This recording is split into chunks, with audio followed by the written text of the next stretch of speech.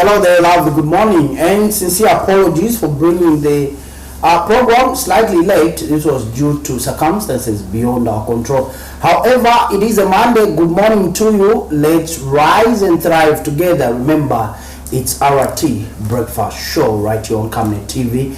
I'm Tapelo Joe Smarter. Now, today we host Mr. COSMAS CHILESHE. He is a UPND media team member, and also he is part of the presidential support campaign systems. Am I correct, Mr. CHILESHE? Yeah, we have the UPND presidential support program. Okay. Or you can call it presidential support system. Okay. I think system sounds better. So it also becomes the presidential campaign team during an election time, but outside the election, it operates as presidential support system. Okay, fantastic. Mr. CHILESHE, like always, like you know, we do have a custom here on Camnet TV where we go straight into the newspaper segment to highlight some of the headlines on our daily tabloids. Let's go on with it, dear director. Okay, we go straight to the Daily Nation. The Daily Nation comes up with a headline: mine suppliers plead with HH to ensure there is legislation that would compel mine owners to prioritize small-scale mine contractors and suppliers instead of leaving it at the whims of mining companies. I think that headline is sufficient enough to kickstart our discussion. Mr. CHILESHE, your 2 cents on that particular headline.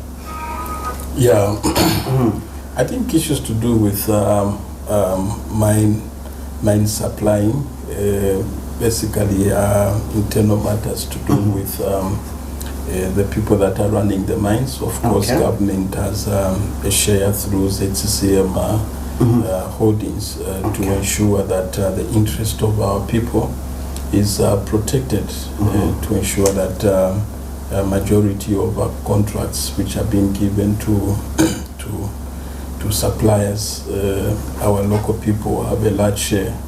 You may wish to know that the life of the copper belt economy predominantly has to do with the contractors who are providing various services to the mines, KCM and Mopani. The operations of the mines have been so much decentralized, if I may put it that way, where most of the services are being provided by these contractors, and that is where we have a huge domain in terms of job creation for our youths, so that it translates into economic activities, because in mining towns, when suppliers are paid, you can see the activity. The evidence is all over. The evidence is all over in those corridors, so they have a right. And I wish to commend in general the leadership on the copper belt. I read a statement this morning from the provincial minister, where they have made a huge endorsement declaring President Hakainde Hichilema as the sole candidate for the 2026 general elections. I have made reference to that call because copper belt is very significant to the politics of our country. I come from the copper belt. Oftentimes when things have changed on the copper belt, it takes a little bit of time for Lusaka to be at that pace of that change. And in most cases, copper belt has determined the political direction for our country. It has remained as such throughout history, probably because of its huge population in terms of the towns of the copper belt, and also the population which has been drawn as a result of the mining activity on that town. You may wish to know that even historically, people would come from Kasama to go and work on the copper belt. They could come from other parts of the region, and they found themselves because of the huge mining activity that you find there. And suffice to say that the activity in that town has had a lot of impact on our exchange rate. Our kwacha has been volatile in that sense because we've not had much activity happening in the mining sector. You may wish to know that prior to the UPND government coming into office, investors in that town, in the mining industry, were pulling out. Some mines had collapsed, liquidated, like KCM, but there's been investor confidence that the president has brought in the mining sector. In Luansha, Shaft 28 is back to life.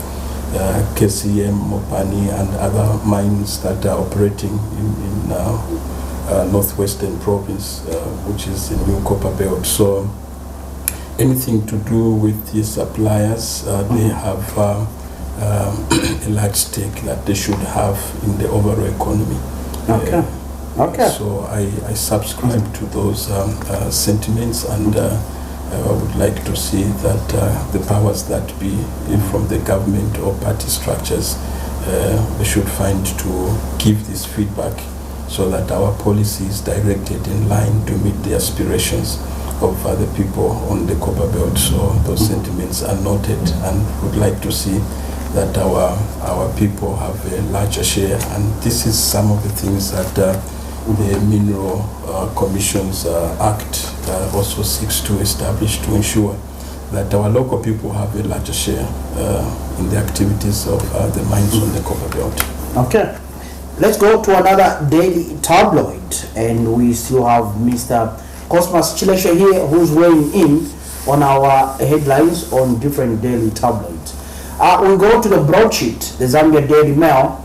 I can see a picture there of paddlers. I'm sure that's the Barozi floodplain.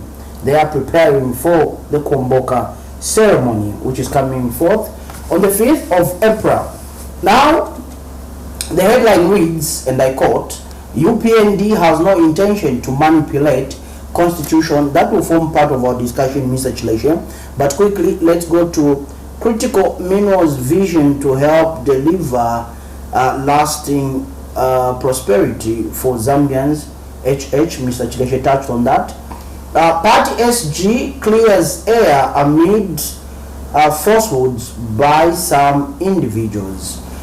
Chief under probe for assault. Okay, so unfortunate there. Okay, so that's how the Daily Mail looks like. Mr. Chileshe, just briefly, I know part of our larger discussion will concentrate on the proposed constitutional amendments. That's right. But just briefly, the UPND does not intend to manipulate the constitution. Your 2 cents in brief. Well, I'll speak to that, but I want to, first of all, I appreciate the layout of the Daily Mail. It depicts the picture of the Kuomboka ceremony that speaks to our rich tourism products that we showcase as Zambia in the tourism sector. CNN has been a leading international news media which has advertised the Kuomboka ceremony. Okay. And very soon we'll be having that kind of a ceremony. We last had the Nchwala ceremony. We have the Kuomboka ceremony. So we'd like to showcase our rich culture, and this government in uniting the country through traditional ceremony. That is why His Excellency, the President, has been on most of the major ceremonies to officiate, to speak to that message of us being one Zambia, one nation. Coming to the constitutional headline there, indeed, government has no plan to manipulate the constitution with regards to proposed amendments to fulfill on the mandate of the UPND manifesto to ensure that we have inclusive constitutional reform process. So the proposed amendments are progressive. That is the criteria we have charged all the proposed amendments that Justice Minister made reference to. They are progressive. There is no manipulation whatsoever. If anything, as we delve into the nitty-gritties of the discussion on the proposed amendments, From a communications point of view, as UPND Media Unit, we are looking at economic as well as legislative and administrative benefits that the overall 13 areas of domain that the amendments touches seek to achieve. So there is no manipulation whatsoever, to be a transparent process. That is why Justice Minister has outlined the roadmap. So there's no manipulation, and headlines, when they are shown like that in the media, it's part of agenda setting, a process that they are trying to fulfill as one of the function of media. So good to note those headlines. We talked about the mining aspect, of course, away from Copperbelt, even to other regions that the mapping has outlined, where we do have abundant of huge mineral resource that are supposed to enrich our economy and have a great impact on economic well-being of our Zambians. So those are some of the headlines I spotted. Any other significant one I've left out from the front page of the Daily Mail? Okay, I think that is sufficient, Mr. Chileshe. We can go to another daily tabloid, Dear Director. Okay, The Mast, another daily tabloid. UPND cadres strike again in South, threaten boxing enthusiasts and interrupt tournaments. CAAC questions TIZ ACC bribery reports. NGO declares nationwide war on sextortion. New notes, coins are here. Let's go to the banknotes, Mr. Chileshe. They're going to be launched today. Some stakeholders are saying, why now? Others are saying, is this a priority where a wider consultation is done? But let me get it from you. First of all, Bank of Zambia Governor Dr. Denny Kalyale made reference to the fact that this launch of the family of new banknotes should have been done last year to coincide with our 60th year celebration of our independence. But because of certain logistical issues, there has been this delayment to launch them in the first quarter of 2025. So if you say that why now, the question is that they should even have been done as at yesterday, as I've made reference to, that it should have coincided with that time. So the currency which has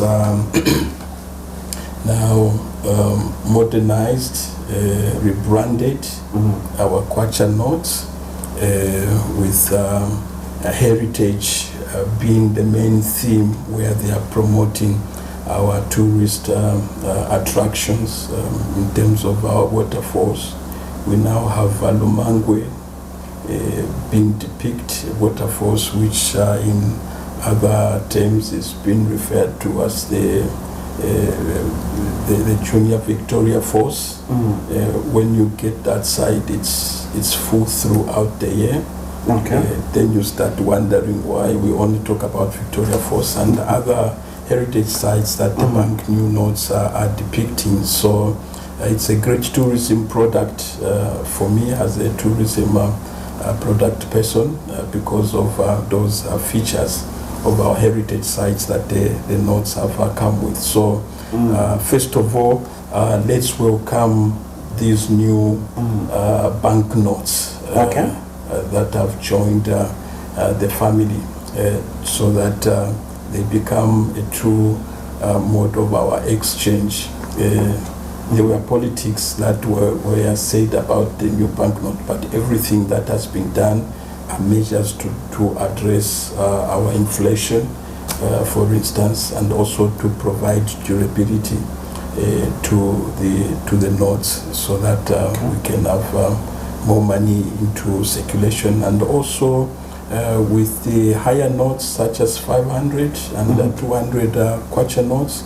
There's this policy direction from the Bank of Zambia to ensure that other forms of online payments are promoted, such as the use of mobile payments on platform of Airtel, MTN becoming official, even in places like bus stations. I mean, in buses, you can pay your conductor through mobile in marketplaces. So there are these other initiatives alongside the introduction of these bigger notes, just for argument's sake, for people that may see it as a difficult in terms of finding change because of the value of the higher notes. But over and above, it's a new dawn that is being laid before us. We love the new notes, the features, and improved a feature to what we currently have. So I would like to use this platform as the Bank of Zambia has been going around the country to sensitize our communities on these notes. Let's welcome them so that we can enhance the prosperity of this country to another level. Okay. Let's go to another daily tabloid, Mr. Chileshe. Zamsa FL project says government theft starts from the top down to drivers and security guards. Okay, stop scandalizing Lungu, join UPND peacefully, Mwamba tells Amos. Obviously, that is reference to the former press aide to former President Edgar Lungu. Okay. Okay. Yeah, quite significant. Our fugitive colleague in the name of Emmanuel Mwamba. Oh, he's a fugitive?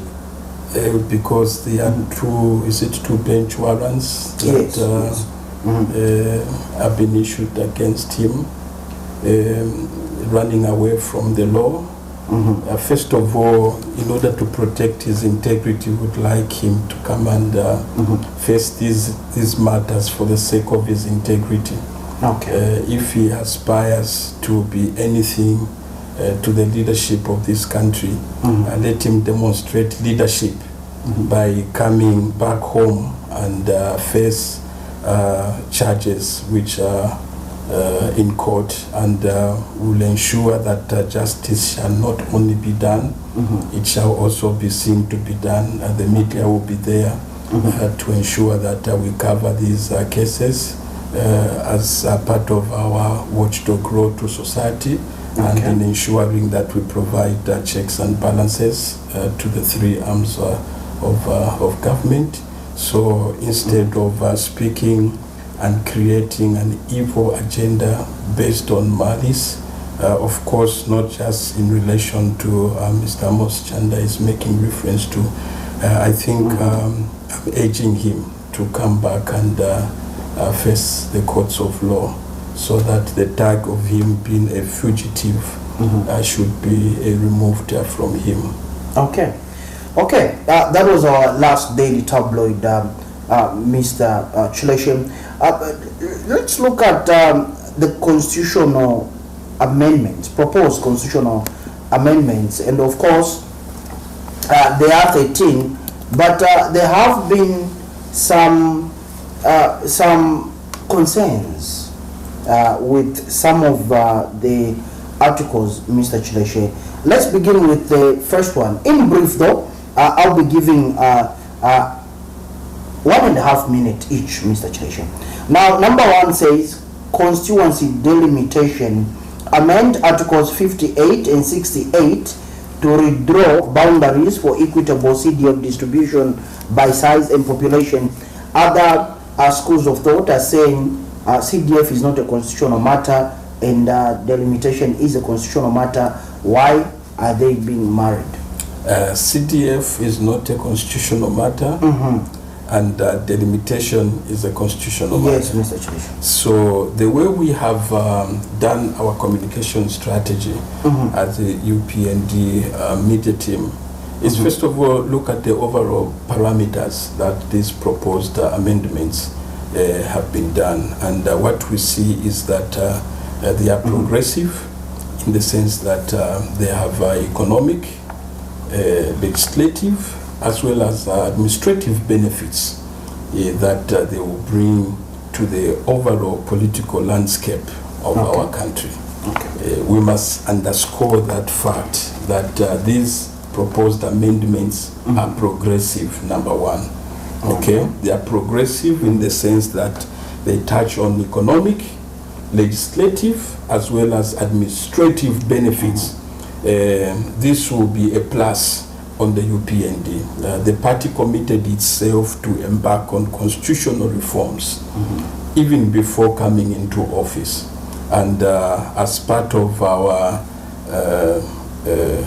target area in the first term of Dr. Hichilema's administration, constitutional reforms is one of our key achievements that we will undertake. And the process started way back before the party even came into government.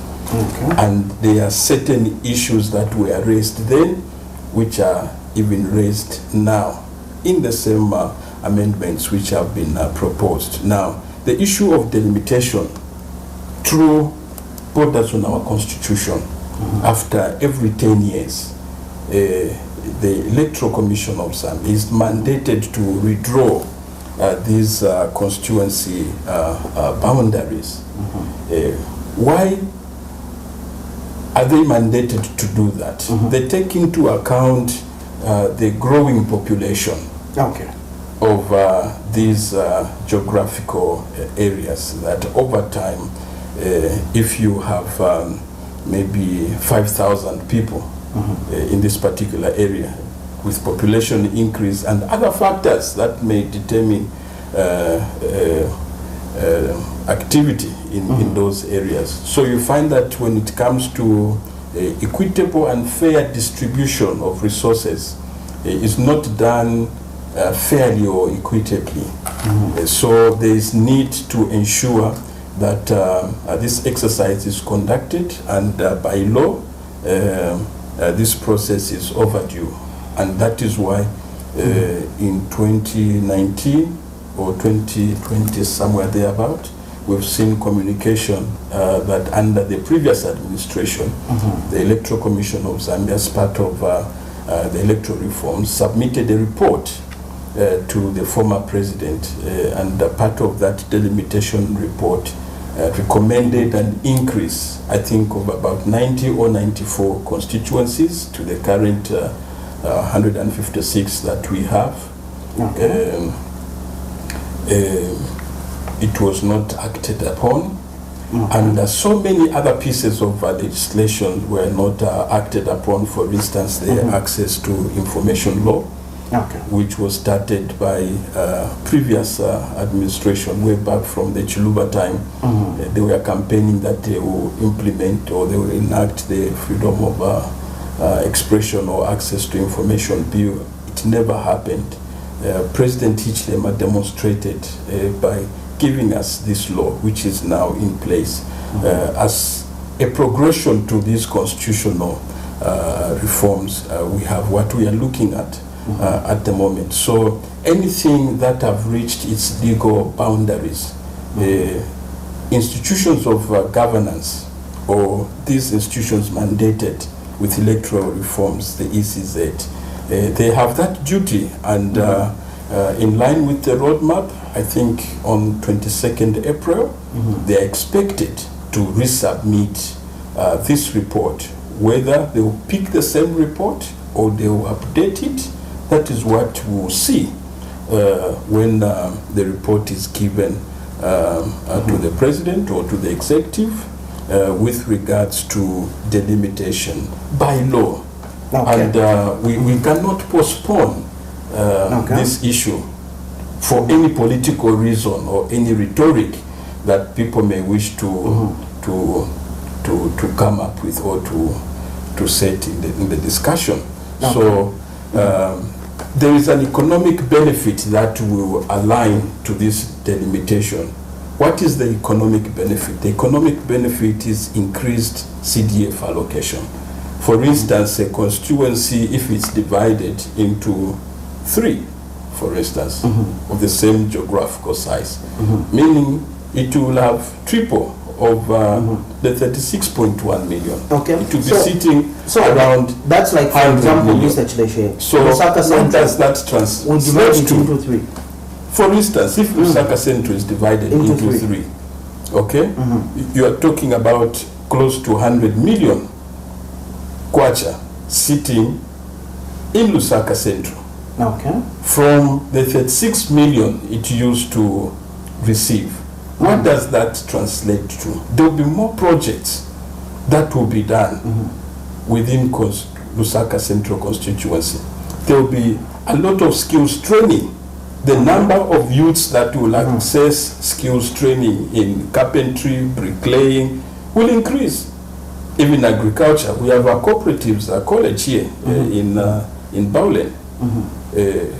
There's training that is going on in agricultural courses under CDF. So if that school is enrolling, for instance, 500 students, we will now be talking about 1,000 of our youths being trained. And you can see the economic benefit that we are talking about resulting from this decision. So it's not just a constitutional thing. There are these economic benefits which will translate and will have an impact on the high cost of living that majority Zambians are going through. So we cannot rhetoric these progressive pieces of legislations that have an economic value when they're implemented because of the decentralization policy that the UPND has demonstrated physical decentralization by increased allocation to CDF, and it's been a game changer. Okay, Mr. Chileshe, I know we are running out of time, but all in all, you are saying these proposed constitutional amendments have got economic, legislative, and administrative benefits, right? I've cited the aspect of delimitation. I've outlined what economic benefit delimitation will achieve. It is overdue, and alongside other progressive amendments which have been proposed, we'll outline them, and we really need to give attention. And this message must be translated in all our local languages, so that people understand. It's a pity. I need to some people to help me learn the language, so that we can translate these in local language to our people, so that they understand. Okay. Okay. Mr. Chileshe, I know due to time we can't go one by one. But we started the program late. I thought we can accommodate a few others that... For instance, the 14 days to petition, the issue of MPs resigning from nomination. That's number 2? Yes. We can also look at what is being misinterpreted, that it will give excess powers to the president in terms of the nomination increase with regards. So those are some of the things that we need to clarify, but over and above, these proposed amendments have these economic benefits.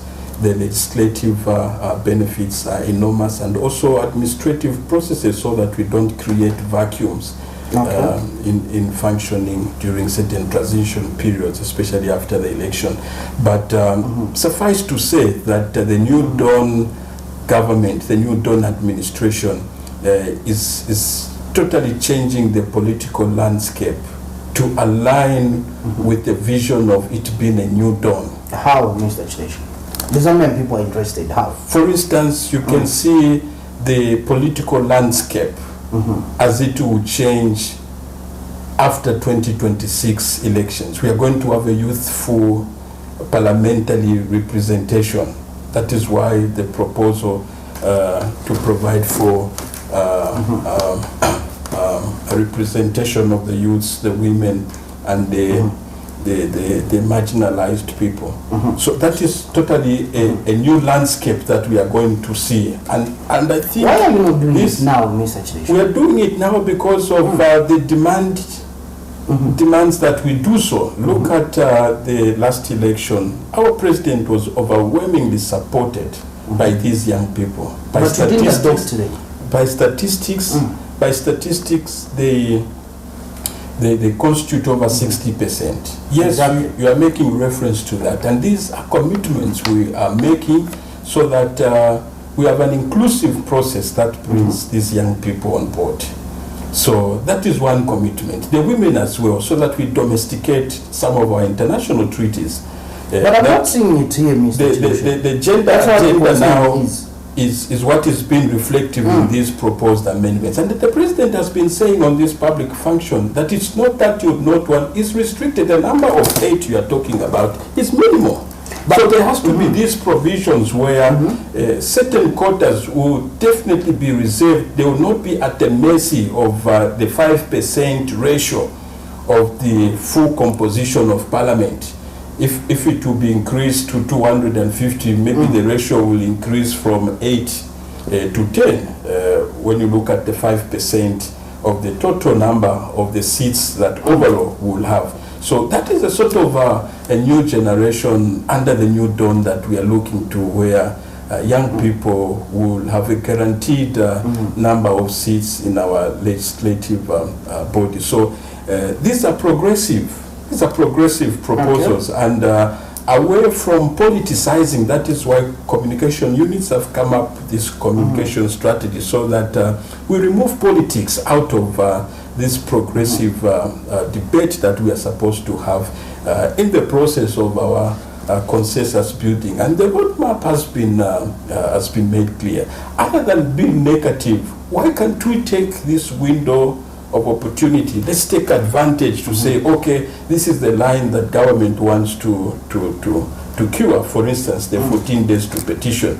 I was in the newsroom that time, and I covered these stories extensively of the 2016 election and with the petition. I saw right from there that the UPND said it, that they will revise this piece of legislation because their right to be heard was not granted.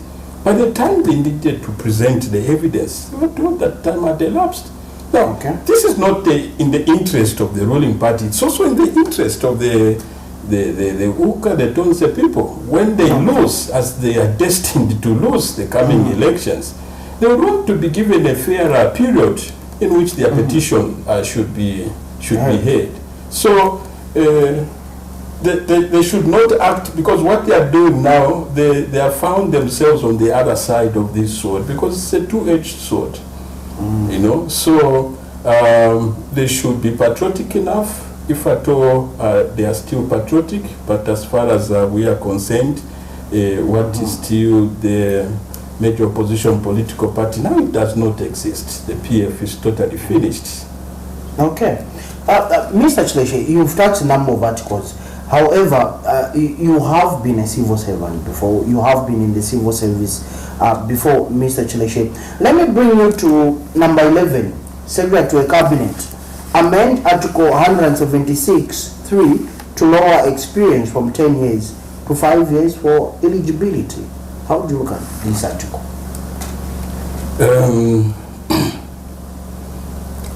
It's been restrictive that you need to have 10 years of experience. Okay? Because when you are qualified and you have reasonable amount of civil service, and let me bring this to the fore. There were proposals that the president should appoint a cabinet from outside parliament. You don't have to be a member of parliament for you to be appointed as a minister. Okay? In the same spirit, you find that for you to be a secretary to the cabinet, you must have been a permanent secretary for a certain period. But you see, you can still serve in that office, even if you have not had public service experience. You may have had international public service experience. So the criteria in terms of qualifying constitutional holder offices should not be so restrictive, because you may end up losing on the best candidate who's supposed to perform that office. Because you see, even at presidential level, okay, if you have a restrictive clause that you must have worked in government for you to stand for presidency, what about those who have never had the privilege to be in government? Does it mean they cannot provide service at that level? Okay. So these are some of the things that you cannot change overnight, because you'll be abrogating your own rules. So as part of the recruitment process, we need also to deal with some of these bottlenecks which border on administrative issue, so that we have the best candidate, other than having a criteria that is prohibitive in coming up with a credible candidate for that position. So the administrative benefits, amendment of that piece of legislation will bring in order to bring about efficiency in having the right caliber of people in that office. If you just restrict it to where it is now, we are not being progressive, because you see, everything rises and falls on leadership. Okay. Okay. Let's go to another interesting article, Mr. CHILESHE. And this is article number number 8. MP term harmonization amend articles 81 and 266 to fix Parliament's term at 5 full years. Yes, that also needs to be aligned. It's in the interest of members of Parliament. But let me touch the issue that deals with resignation. Okay. To avoid these costly by-elections. Okay. There's a saving of about 264 million, which has already been projected. As at now, you may wish to know that we've had about 6 by-elections. Out of those 6, Honorable Charles Milupi yesterday, as he appeared on a Sunday interview, made reference that the UPND Alliance Partners has won 5. Okay. Quite costly, but that is the nature of democracy. But we can save these resources by purely amending this piece of legislation. So far, if 264 million has been spent, if this is amended, we would save that amount, because if you then provide a framework that even if you resign deliberately or by any means, or any other commitment that makes you difficult to, will not go through the by-election. So by-elections are costly. So there has to be a framework on the criteria on how that vacancy will be filled to avoid the by-election.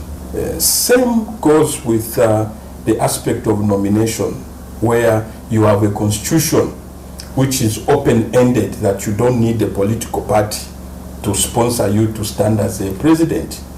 We are going to have a serious confusion in the event that 50 people shows up to say, we are going to stand, we have mobilized 100 from each province, and each one of them starts resigning or pulling out from having ECZ receive their nomination. What does the law provide? The law provides that ECZ should cancel that election. We are not going to go to another election where on the ballot paper you have a name of a person who has pulled out. Okay. The literacy levels in some of our villages, they will even be voting for a person who was pulled out but is appearing on the ballot paper. So to avoid that, what will ECZ do? They will have to reprint the ballot paper. Now, can you imagine the cost that goes with printing of ballot papers? Now you have 50 candidates. Every time 2 days you are to go to and they pull out. That is where the president was saying that you can have a prolonged stay.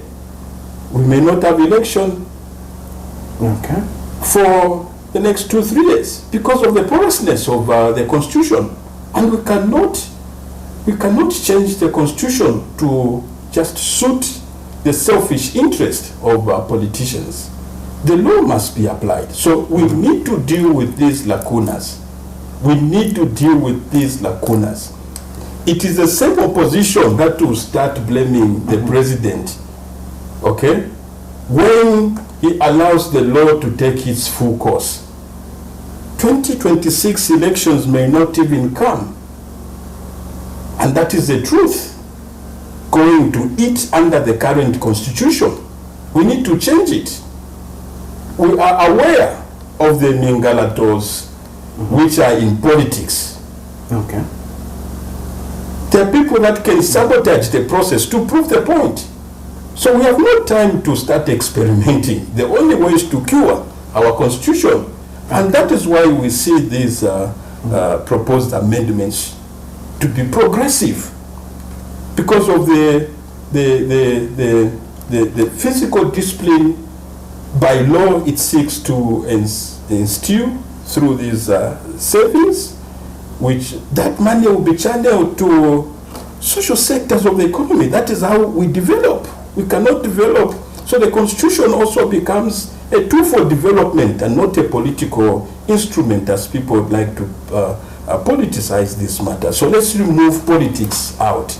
The president means well, and the UPND remains committed to ensure that it delivers on its mandate to ensure that we have inclusive constitutional reforms. And that is one of the success stories we are going to record as we go towards the elections. And we can only appeal to well-meaning parliamentarians from the PF itself and the independent MPs to rally behind to ensure that these progressive proposals, they go through, because ultimately it is working towards achieving a constitution that will stand the test of time. Okay. Mr. Chileshe, I know there are 13 and we need to go, but summing them up, you have said they've got economic, legislative and administrative benefits. But as we go, your communication strategy, there have been some concerns, Mr. Chileshe, regarding your communication. But as we go, maybe you can...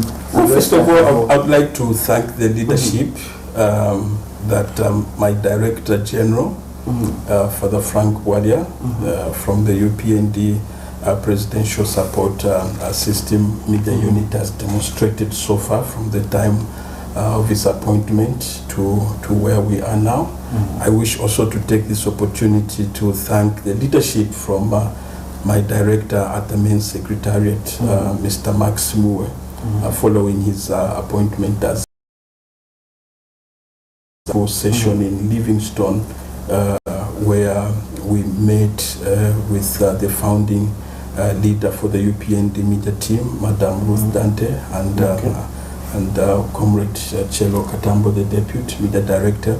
We really blended well to ensure that we come up with a robust communication strategy that will seek to segment this messaging so that we remove the politics out and create an agenda, a narrative that will reflect the good aspirations of the government. So we have a solid team under this leadership that I have outlined.